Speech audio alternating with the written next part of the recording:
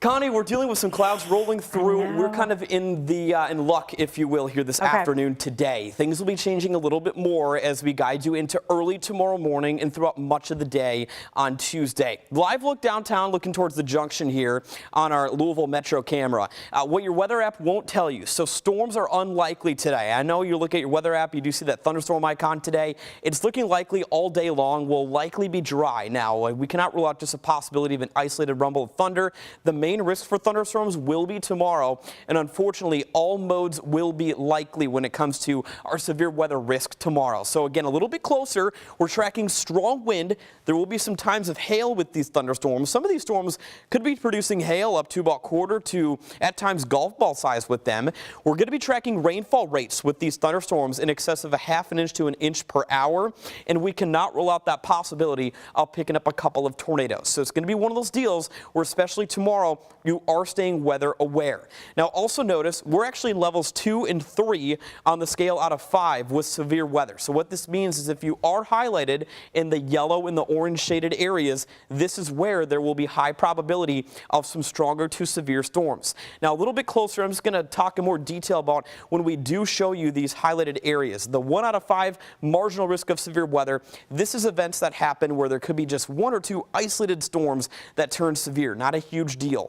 When you're more in that slight risk category, this is where we are going to be tracking a few storms initially that do turn severe, but not an overall severe weather outbreak. When you get into the 3, which is the enhanced scale, this is where there's a likelihood that there will be scattered storms, multiple storms at one time that do turn severe. So again, we're more in that enhanced risk tomorrow, and there could be warnings likely, and there could be a tornado or 2. So again, tomorrow is the day we're eyeballing for that chance for severe weather. We're going to be keeping you posted, working around the clock at WHAS 11.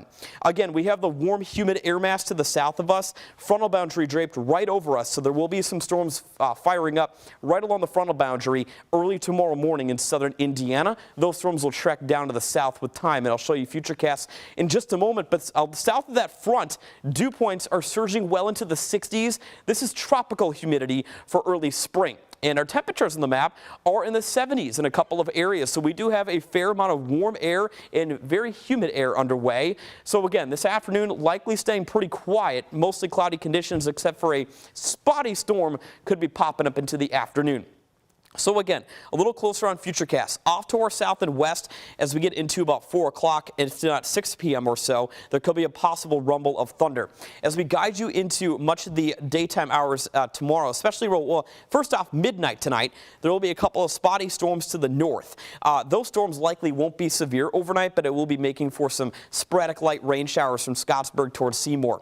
Take a look at tomorrow morning, just in time for Good Morning Kentuckiana. Right now, Futurecast is showing a line of storms. And once again, as these storms do stay a little bit more singular celled, this is where we could be noticing a brief tornado possible. Notice Indiana south or north of I-64 in the morning tomorrow. That's where the storms will be first off igniting. With time, as we take you into the afternoon, 1 or 2 more storms right around 2 p.m. in Louisville and through mid-afternoon could be turning strong or severe. And eventually, this line of storms will push its way to the east, clearing us by about 10 p.m. tomorrow evening. So after we do deal with this chance for severe storms tomorrow on and off, we're going to be drying out a little bit more, especially Thursday into Friday, and getting really cool down as well. Notice on eclipse day, we're going mostly cloudy, a slight chance of a rain shower. We're going to be watching that closely. But in the meantime, Connie, make sure you do charge all your phones and make sure you do download the WHAS 11 news app to get further updates on these severe storms that we're expecting. Stick with us. We have more coming up.